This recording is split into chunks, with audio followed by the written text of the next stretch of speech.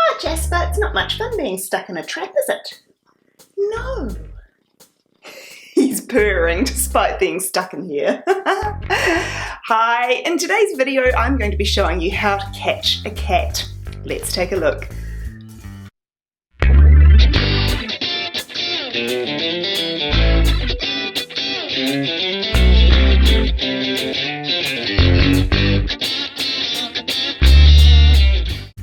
Kitten season here in New Zealand, and that means that there are many kittens being born out in the wild. So this is a time of year where the rescue centre is particularly busy. What we do is we help local families to catch babies and their mums and dads, and we bring them here to the rescue centre where we can assess them to see whether they're suitable for rehoming, and then we work through the process of rehabilitating them. Now, in order to catch kittens and cats that have been born in the wild, it's often very difficult to just go past and scoop them up in your hands. They're usually very wary of humans because they haven't been living in a house for a long time or have never lived in a house at all. So when that's the case, one of the things that we need to do is deploy a bunch of traps. Now here at the Urban Farmyard we lend traps to local families, but you can often get them through your local council or the SPCA, and hire companies will often have them as well. But there's a little bit of an art to successfully catching a cat in a trap, so we're going to walk you through the steps of that today.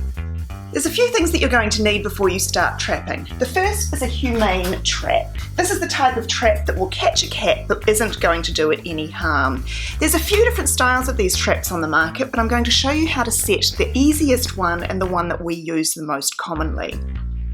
The next thing you're going to need is an old towel, something that's big enough to cover the entire trap.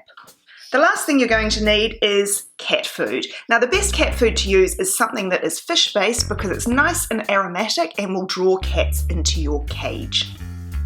What you want to do is take the trap and set it up in a location where you have most commonly seen mum and her babies.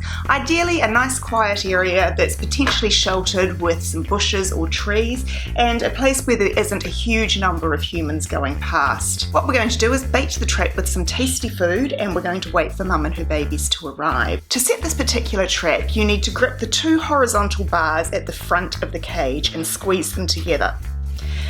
Lift the door up, and then here in the corner there is a little lever which leads to a trigger plate that will activate the trap when the cat goes in. What we want to do is pull that little lever back until the quick release plate engages. What I'm going to do is open the can of food and sneak it in the back, right behind the release plate.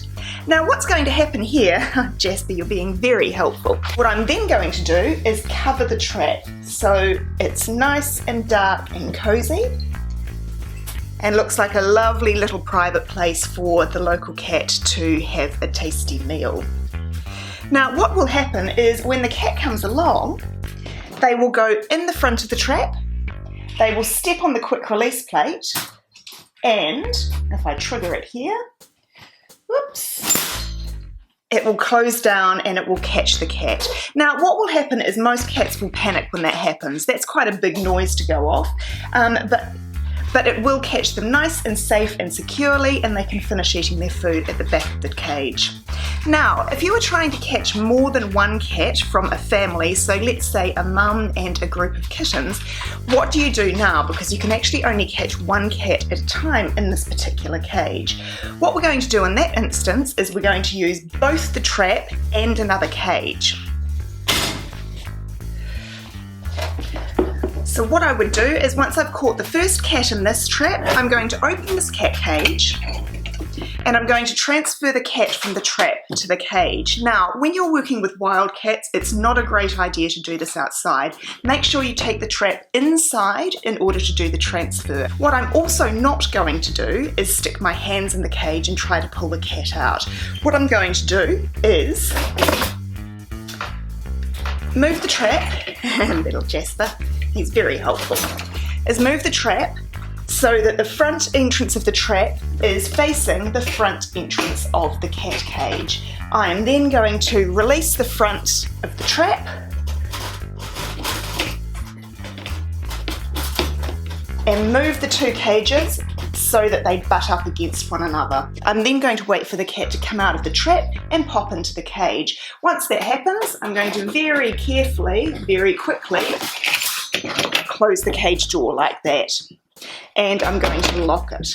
What I'm now going to do is I'm going to use this cat as a lure for the other cats. So again, I'm going to reset the trap, but this time I'm going to pop this cage at the back. So what we have now is the entrance to the trap, we have the trigger plate, the tasty food, and we have a sibling or a mum or a dad that the other cats are going to recognise.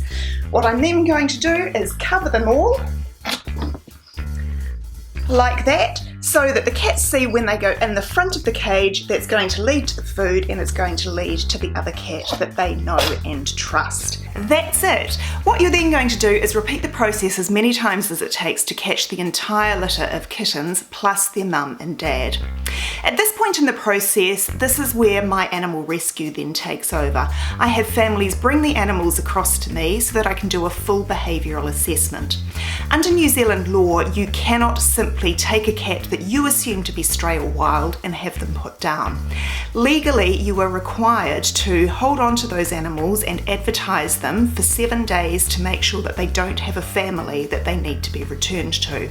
Now, what I do during that period is full behavioural assessment.